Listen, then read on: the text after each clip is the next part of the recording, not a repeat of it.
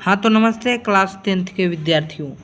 यहाँ पे विषय सूची बायो की क्लास में आप सभी का स्वागत है। विषय सूची के अंतर्गत हम लोग जानते हैं, देखते हैं कि किस सब्जेक्ट में कितने चैप्टर पढ़ना होता है, कौन कौन सा टॉपिक पढ़ना होता है, जिसके बारे में हम लोग क्रमबद्ध से लगातार अध्ययन प्राप्त कर रहे हैं। और अगले वीडियो में जो केमिस्ट्री के बारे में अध्ययन प्राप्त किए थे, और इस वीडियो में बहुत ही छोटा वीडियो होने जा रहा है और आप सभी का बायो की एक बहुत ही बेस्ट महत्वपूर्ण जानकारी यहाँ से प्रदान होगा। यहाँ पे हम लोगों को सबसे पहले तो विषय सूची बायो का यह क्लास है। यहाँ पे सबसे पहले फर्स्ट चैप्टर हम लोगों को पढ़ना है। फर्स्ट चैप्टर का नाम क्या है बच्चों? तो फर्स्ट चैप्टर का नाम है जैव प्रक्रम।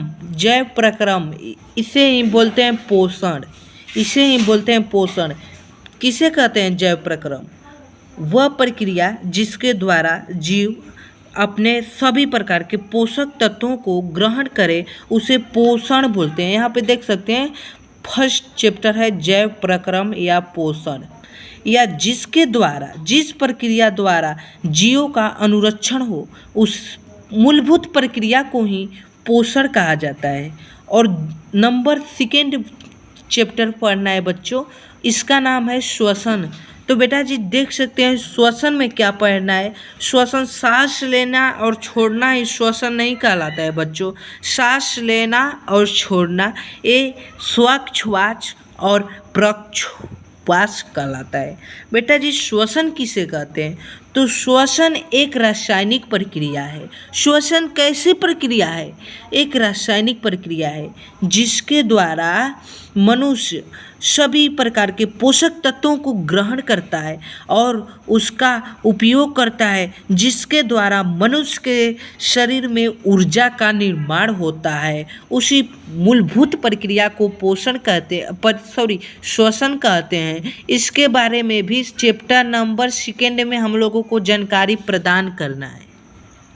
तो बेटा जी नंबर थर्ड चैप्टर पढ़ना है जिसका नाम है परिवहन। परिवहन जैसे हम लोग एक स्थान से दूसरे स्थान तक जाते हैं, एक स्थान से वाहन दूसरे स्थान तक जाता है, वैसे ही ठीक उसी प्रक्रिया के द्वारा हमारे शरीर में जो ब्लड होता है, जो जिसे ऑक्सीजन होता है और अन्य पदार्थ होते हैं, वैसे ही एक स्थान से दूसरे स्थान तक जाता है। इसी मूलभूत प्रक्रिया को बेटा जी परिवहन बोलते हैं। परिवहन किसे बोलते हैं? कि शरीर के अंदर पदार्थों को, यानी ब्लड, यानी जो ऑक्सीजन, ये सब इत्यादि पदार्थों को एक स्थान से दूसरे स्थान तक स्थानांतरित कराना परिवहन कहलाता है। तो यह बेटा जी कोई जिसे माने व्यक्ति कराता है या स्वयं नेचुरल है, तो बेटा जी ये प्राकृतिक द्वारा है, नेचुरल विधि है। यह परिवहन नेचुरल विधि द्वारा होता है। मनुष्य में जो डायलिसिस ये सब होता है वो कृत्रिम विधि द्वारा भी अब होने लगा है, बस नेचुरल विधि द्वारा बेटा जी भी होने लगा है। लेकिन अधिकतर परिवहन अधिकतर जीवों में जो होता है वो प्राकृतिक विधि द्वारा होता है। और नंबर फोर्थ में हम लोगों को पढ़ना है उत्सर्जन के बारे में जानकारी प्रदान करना है। आखिर उत्सर्जन क्या होता है? तो देखो बेटा जी, जो व्यक्ति जिसे मल मूत्र त्याग करता है, पसीना त्याग करता है, ये सब अन्य पदार्थ जो उत्सर्जी पदार्थ मनुष्य के होते हैं उसे ही उत्सर्जन बोलते हैं। जैसे हम लोग सांस लेते हैं और छोड़ते हैं, तो इसी छोड़ने की प्रक्रिया को उत्सर्जन कहते हैं बेटा जी। और नंबर 5 में पढ़ना है नियंत्रण और समन्वय के बारे में। और नंबर 6 में पढ़ना है जनन के बारे में।